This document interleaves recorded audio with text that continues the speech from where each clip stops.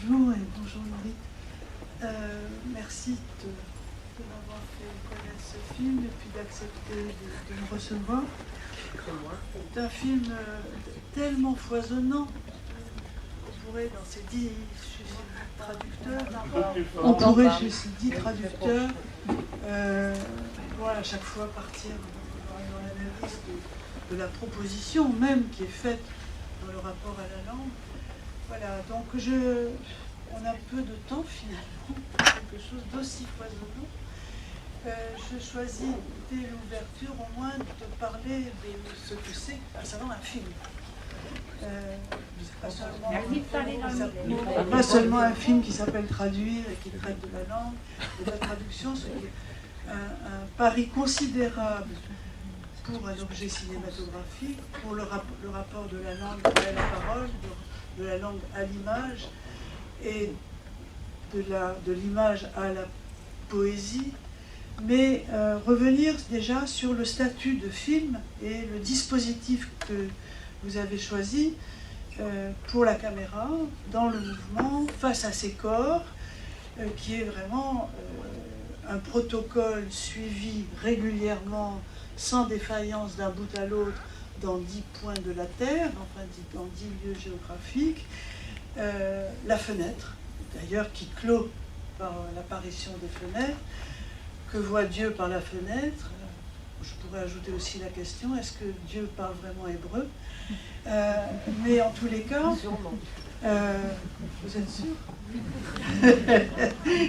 Moi, je crois que les traducteurs sont moins sûrs de savoir quelle est la langue que parle Dieu et que voit Dieu par la fenêtre. En tous les cas, j'avais une première question, une question à vous poser, c'était sur ce protocole, cette discipline observée d'un bout à l'autre, qui consiste à ne nous montrer que ce qu'on voit par la fenêtre, à établir, pour moi je l'ai reçu, je l'ai perçu comme indissociable de la thématique même du film, à savoir que la parole s'inscrit depuis un lieu qu'on habite, qui est sa propre langue, un lieu peut-être bien plus ténébreux qu'on ne l'imagine au départ, et je vois apparaître toujours le traducteur d'abord dans la pénombre, avant que quelque chose de la lumière vienne l'éclairer, et c'est le cinéma qui donne la lumière sur ce corps de ténèbres en tous les cas.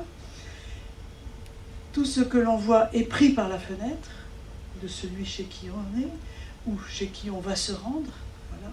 Donc ce dispositif qui indique la question, qui désigne la question du dedans et du dehors, d'une géographie de la langue, d'une place des corps, d'une place de la lumière, et qui fait que la fenêtre est là, dans son ouverture et en même temps dans la limitation de son cadre, pour dire que on ne voit ce qui est dehors que depuis l'exiguïté et les ténèbres du lieu qu'on habite. Finalement, la lumière qui vient éclairer essentiellement le lieu qu'on habite arrive du dehors. Donc il y a quelque chose de la langue hébraïque et des langues qui sont parlées par tous ces traducteurs, une part de ténèbres qui s'éclaire à la fois de votre présence, mais aussi de cette lumière.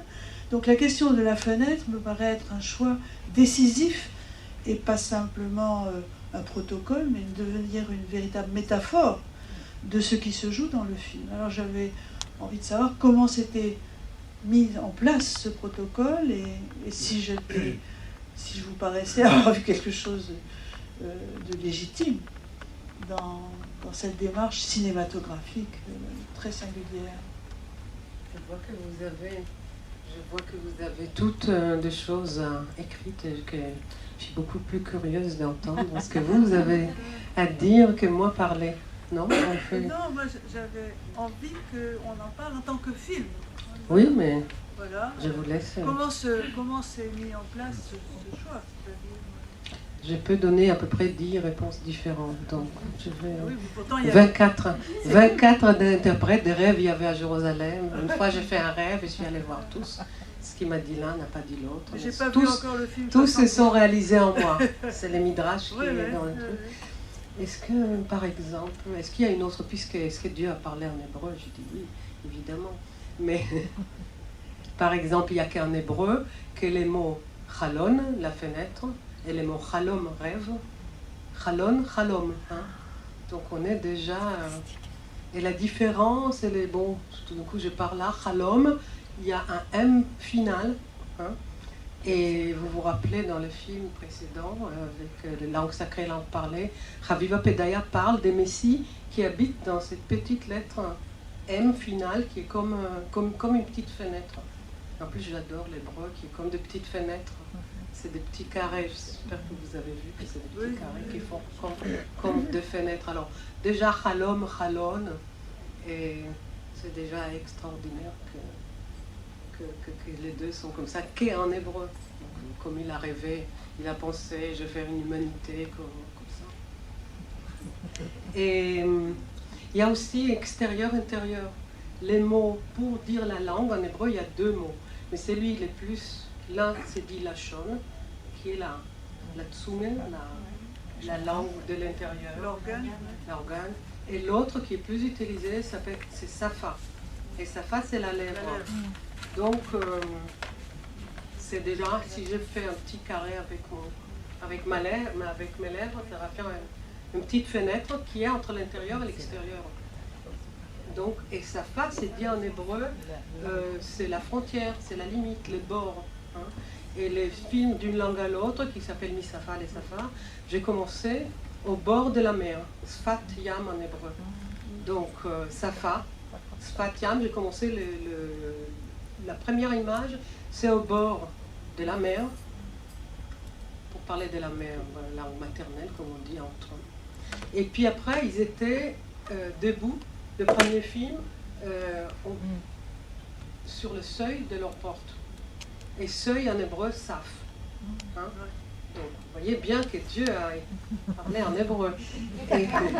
Parce que sinon, comment j'aurais fait ces films? Je n'aurais pas pu faire. Donc il fallait que tous ces mots ils soient là pour me guider. Et la fenêtre ne fait pas que naître. Elle est un peu chalone. Et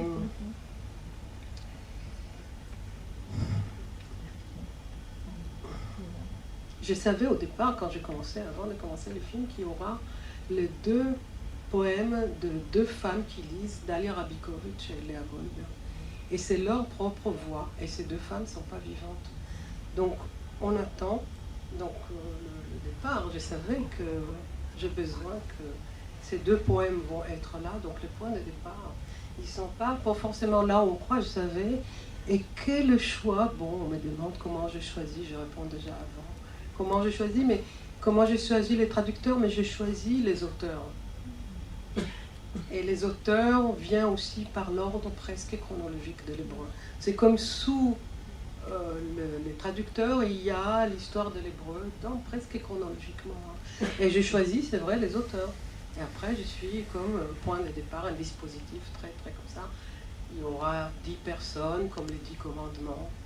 Si ça ne marche pas, je me suis dit ça au premier film, ils étaient 9, et au deuxième, ils étaient 11.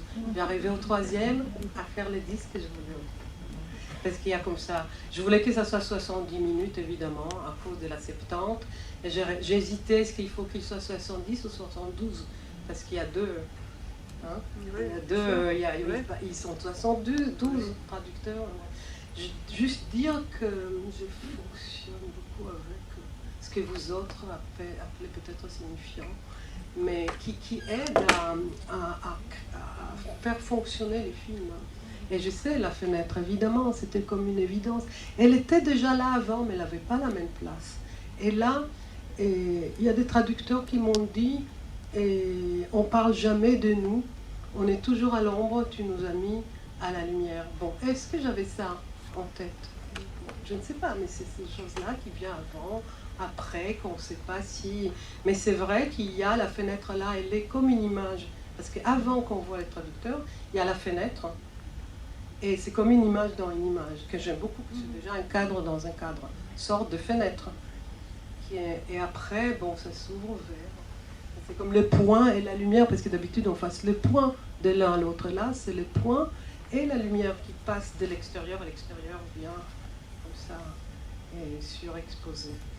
Il y a, je dis la dernière et après, vraiment, parce que je ne voulais pas parler. Hein. Et j'avais vraiment, j'ai dit cette fois-ci, c'est Marie-Josée, je ne parle pas. Et en fait, on a dit que c'est comme ça. Donc, après, je ne parle plus. Hein. Et, je pense comme ça à des miracles, parce que à un moment donné, le film est déjà, ça fait pas longtemps, dans la baignoire, parce que mes pensées viennent ou dans la baignoire ou dans un train. Et dans ma baignoire, il y a une fenêtre. Hein. Et je pensais qu'il y a beaucoup de midrash qui disent pourquoi la Bible commence avec la lettre Bet, Bereshit, hein, et pas avec la lettre Aleph. Donc Bereshit, au commencement, Dieu créa les ciels et la terre. Bereshit, bara Elohim et hashamayim et haaretz. Bereshit, tu dis, ah c'est bien, j'ai commencé moi aussi avec une ville, avec B, Brest, hein, le film. Et après, j'ai dit Brest, Bereshit. On est. J'ai commencé par Bereshit, Brest. Hein. Voilà. Et autre chose encore qu'il m'a dit, le plus important, c'est que je cherchais, je savais, les textes étaient écrits, que je cherchais une île. Et pour que ce soit l'île de Pharos. C'est pas la peine d'aller là-bas, mais je dis où je vais la faire. Et on a commencé à rechercher partout, etc. J'arrive à Brest, par la fenêtre, il y a mon île. Donc, et pas seulement qu'il y a l'île, il y a des petits bateaux comme ça qui dessinent sur l'eau. Et Sandrick, le premier, m'a dit, j'habite ici depuis 10 ans, c'est la première fois que je vois comme ça comment ça s'appelle, une régate. Donc il m'a dit, j'ai jamais vu ça, c'est ce jour-là. Donc voilà, tout ça c'est la preuve que Dieu a parlé en hébreu. Si on part de l'idée qu'il a parlé, mais on nous dit qu'au début étaient les verbes, donc au commencement étaient les verbes. Donc il faut croire qu'il a... Je pense qu'il est intéressant, c'est que... Mais je ne sais pas s'il a parlé, je ne sais pas. Quelle que soit la langue dans laquelle tu as parlé, c'est sans doute en hébreu qu'il a été entendu. Et que c'est à partir du moment où quelqu'un entend que se pose la question de traduction, puisque ceux qui sont chargés de dire ce que Dieu a dit, l'ont dit comme ils l'ont entendu et comme ils veulent le faire entendre. Mais qu'ont-ils entendu, eux, les nabis, les Nevi'im, on ne sait pas. Donc en quelle langue Dieu leur a-t-il parlé? C'est quelque chose qu'on ne saura jamais. On sait en quelle langue ils se sont adressés à ceux à qui ils ont dit « Dieu m'a dit ». Donc déjà, la question de l'hébreu passe par quelque chose dont on ne sait pas comment elle a été dite et qui est traduit par celui qui la parle. C'est-à-dire que la langue hébraïque se présente déjà sous le signe de la traduction. Ça, c'est une première chose. La deuxième chose, c'est que tout ce que ces traducteurs nous font entendre, et ça j'y suis très sensible chaque fois que j'ai revu le film, c'est le polyglottisme, je dirais, de la langue hébraïque elle-même. L'hébreu n'est pas une langue, l'hébreu, celui qui parle hébreu, parle beaucoup de langues, mais il ne sait pas combien de langues il parle. Et dans chaque hébreu qu'il parle, dans chaque hébraïsme qu'il utilise, il est en train de faire l'exil d'une autre langue. C'est ça qui est tout à fait vertigineux. C'est que tous ces traducteurs sont, pour un grand nombre d'entre eux d'ailleurs, des exilés, qui ont appris l'hébreu après coup. Hein, oui, c'est ça. Comme une rencontre. Donc la rencontre avec l'hébreu est une rencontre déjà sous le signe de l'exil. Et c'est une langue qui, tout d'un coup, comme le dit d'ailleurs d'une façon très belle, c'est Pignas Delpouech, j'entends la langue, elle est à la fois étrangère et familière. Il y a là quelque chose de tout à fait formidable. Est-ce que c'est pas ça, le Unheimlich? Voilà, alors on peut le traduire par Unheimlich. Moi, je l'entends aussi. Alors là, je vais vous passer tout d'un coup ailleurs, qui est plus l'hébreu. Est-ce que vous savez que Herman Melville a écrit à Nathaniel Hawthorne, lorsqu'il a écrit Moby Dick, « Je n'ai pas écrit Moby Dick en anglais. J'ai écrit Moby Dick en outlandish. » Outlandish. Outlandish. C'est pas English, c'est outlandish. Qui a été traduit par Armel Gern, la langue du grand ailleurs. Magnifique. Très belle traduction. La langue du grand ailleurs, avec une majuscule à ailleurs. Comme si l'inscription poétique de la création dans la langue, et l'expression et l'épreuve poétique, toute épreuve poétique dans une langue, est une épreuve d'exil et de rencontre avec l'outlandish, c'est-à-dire la langue du grand ailleurs. Autrement dit, moi je l'entends comment, aussi bien d'ailleurs dans les ténèbres où apparaît, d'où va apparaître le traducteur, c'est que tout traducteur fait l'expérience, en passant d'une langue à l'autre, non pas l'expérience d'un simple passage à la lituanienne, le dit très bien, de traduction, non c'est l'allemande, d'un mot à un autre mot, mais c'est l'expérience du silence qui constitue chaque langue. Vous savez, Lacan disait cette très belle chose, Jacques Lacan disait cette très belle chose, c'est qu'il s'agit de faire, enfin d'entendre, ou de faire entendre pour le traducteur, pour Lacan en tant qu'analyste, il s'agit d'entendre ce qui se dit dans ce qui s'écrit. À savoir que quand une chose est écrite, il faut y entendre ce qui n'est pas écrit et qui se dit, à savoir de quelle nature est le silence qui travaille de l'intérieur l'expression de la langue. Ce qui fait que chaque fois, moi j'étais amenée à travailler un peu sur la traduction et à dire que chaque fois qu'on apprend une langue étrangère, on fait l'apprentissage d'un nouveau silence. On fait l'apprentissage de ce qu'on ne sait pas dire dans sa langue et qu'on va pouvoir faire entendre dans la langue de l'autre, comme on va pouvoir aussi faire l'expérience des limites de son propre accès à la langue de l'autre en rencontrant le silence qui habite la langue de l'autre. C'est quelque chose dont témoigne également le grand traducteur de Handke, Goldschmidt, qui parle aussi, comme ça, au sujet de la question de la traduction, du silence. Voilà. La question du silence est majeure, décisive dans la langue, dans la traduction. C'est qu'un traducteur est quelqu'un, le plus grand traducteur, est le connaisseur du silence de l'autre. Donc ça me paraît très important et je l'ai entendu dans tout ce qui s'est dit.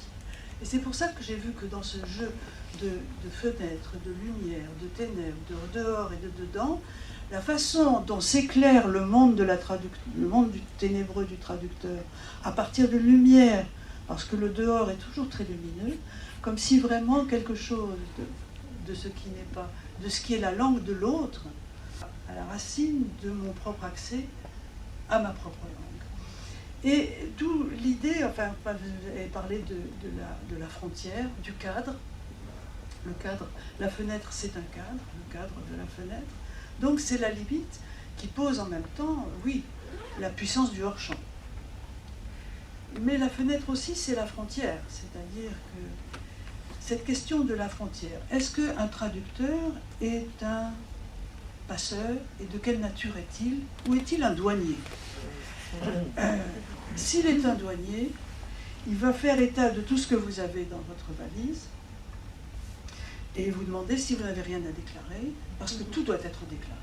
Autrement dit, le douanier de la langue, c'est celui qui va faire passer véritablement, mot à mot, très gentiment, ce qu'on entend ici et qu'on va faire entendre là, sans état d'âme, et avec la certitude, voilà, comme on le fait, vous achetez un appareil aujourd'hui, vous avez le mode d'emploi, et vous avez le mode d'emploi en français, en anglais, en chinois, en hébreu. Alors là, vraiment, on est dans la douane, c'est-à-dire on passe des frontières, et on dit toujours la même chose, et on est très tranquille sur le fait d'ailleurs qu'on dit la même chose. On a souvent tort, parce que de temps en temps, quand on regarde comment sont faites ces traductions de mode d'emploi, on a des surprises. Mais en tous les cas, le principe est celui de la douane. Voilà. celui du passeur est au contraire celui de la clandestinité, la question de la clandestinité et la question de la contrebande. Autrement dit, c'est le passeur et celui qui va non plus traiter la langue comme une marchandise ou une circulation de biens qui sont totalement équivalents, qui ont leur équivalence, mais de quelque chose qui est en excès, qui va être de trop, qui va être clandestin et qui va le rester. C'est-à-dire, ce qui me paraît très intéressant, d'ailleurs dans le témoignage du Palestinien, on l'entend, mais pas seulement. C'est, au fond, il y a toujours le danger chez les douaniers de la langue de devenir les colonisateurs de la langue de l'autre. Et le fait de la traduction peut être véritablement l'équivalent d'une colonisation. Je ne parle pas de la langue. Mais c'était important, justement, pour ce traducteur palestinien, de dire c'est la langue du colonisateur. Comment entrer dans cette langue et la faire dialoguer avec sa langue du colonisé en, justement, sortant de cette douane qui, alors là, quasiment, la traduction, c'est le checkpoint, et se situer dans un rapport de clandestinité, de contrebande, de résistance politique à quelque chose de terrible, et qui fait qu'au contraire, il y a dans le silence de l'arabe des choses qui sont ouvertes à l'hospitalité de ce qui se dit en hébreu, et il y a des silences dans l'hébreu qui s'ouvrent, qui devraient en tous les cas s'ouvrir, et à l'hospitalité de la langue arabe. Donc le traducteur est vraiment, pas seulement lui, mais je veux dire, ce travail sur la traduction est habité par une histoire politique, une histoire d'émigration, de colonisation, de contrebande, de clandestin et d'hospitalité. Traduire, c'est accueillir. Ce n'est pas faire venir chez soi ou envahir la langue de l'autre, c'est respecter une frontière et en même temps donner les moyens de la traverser. Et la traversée d'une frontière, ce n'est pas une invasion, c'est une ouverture à la lumière. C'est une ouverture à la lumière. Au fond, passer d'une langue à l'autre, c'est donner sa puissance à une lumière commune, parce que c'est la même lumière qui éclaire le dedans et le dehors. Et sans la langue du dehors, ben le dedans est bien noir. Donc, je trouve que cette langue du grand ailleurs est très importante. Alors, je voulais simplement ajouter quelque chose sur la grande tradition du passage des langues. C'est quand même, dans la Genèse, la question du babélien. Babel, la langue de Babel, à savoir qu'il y a eu un moment où une fable qui raconte, n'est-ce pas, que les hommes font l'expérience d'une langue unique. Ils parlent tous d'une même lèvre. C'est sa fin, je crois, hein, pour Babel. Ils parlent tous... C'est le nom de film en hébreu. Voilà. Donc, ils parlent tous d'une même lèvre, ils parlent tous la même langue, et vous savez que la seule façon pour Elohim, pour la divinité, de remettre de l'ordre dans le monde, c'est de créer la confusion, la non-compréhension, la confusion, la séparation des langues, la dispersion des hommes, et donc la multiplicité des langues.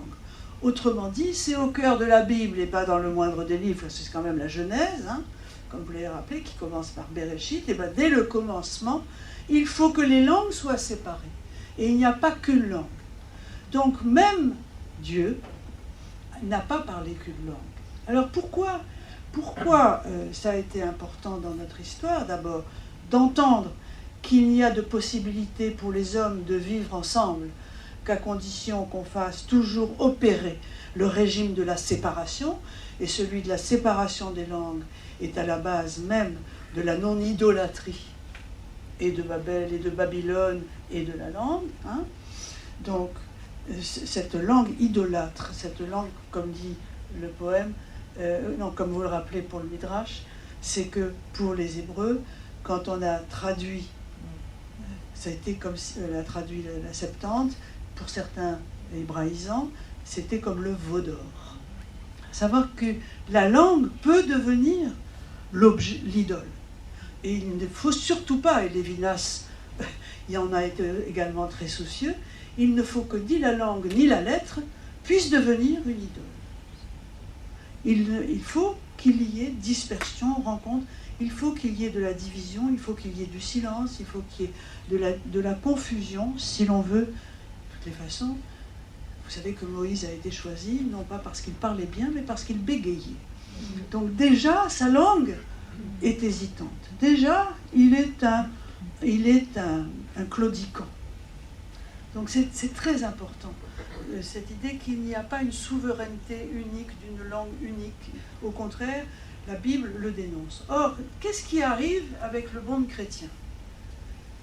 Le monde chrétien, invention paulinienne. Christianisme, invention paulinienne. Que fait Paul? Abandonnons l'hébreu. Abandonnons l'hébreu. Parlons grec. On parle grec. Hein? On ne vous entend pas bien. On m'entend pas bien. Je dis, la décision paulinienne qui est de ne plus parler en hébreu pour parler grec.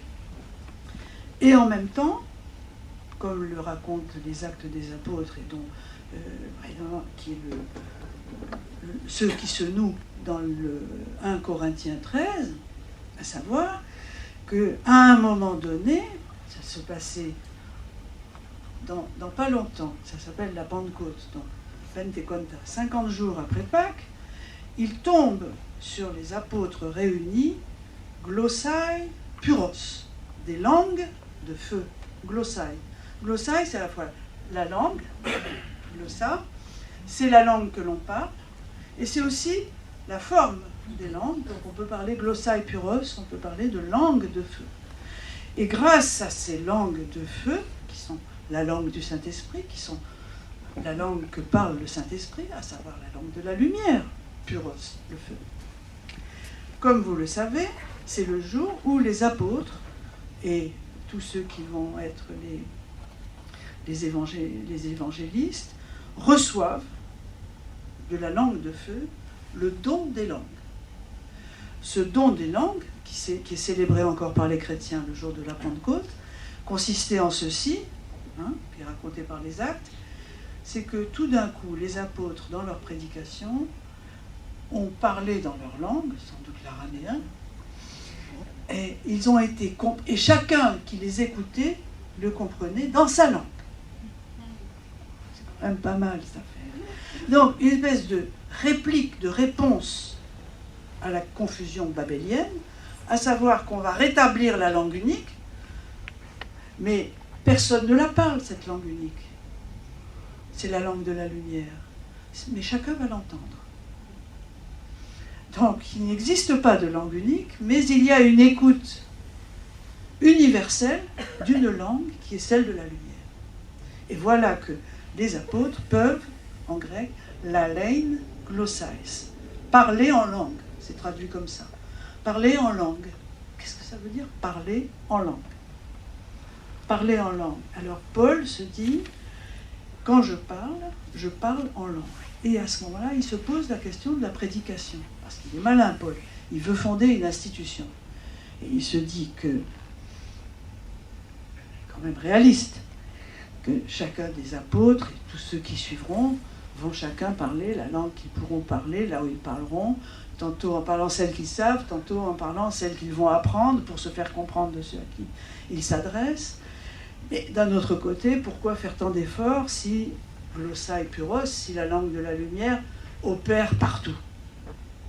Est-ce qu'il y a un espéranto? Est-ce qu'il y a un espéranto qui nous ferait faire l'économie universelle de la barrière des langues, de ce principe babélien intangible, à savoir qu'il faut que les langues soient séparées pour qu'il n'y ait pas d'idolâtrie ni de la lettre ni de la langue, et Dieu sait que Paul est très soucieux qu'il n'y ait pas d'idolâtrie de la lettre, il l'a même pris en aversion. En tous les cas, il veut qu'il y ait un rapport à l'esprit, et donc la Pentecôte veut faire entendre cette langue qui est comprise par tous. Et c'est là que c'est très intéressant, parce qu'il dit, mais quand vous allez aller dans des lieux de prédication, et que vous allez parler, dans quelle langue allez-vous parler? Si vous parlez en langue, la langue glossais, en fait, il n'y a que Dieu qui va vous comprendre.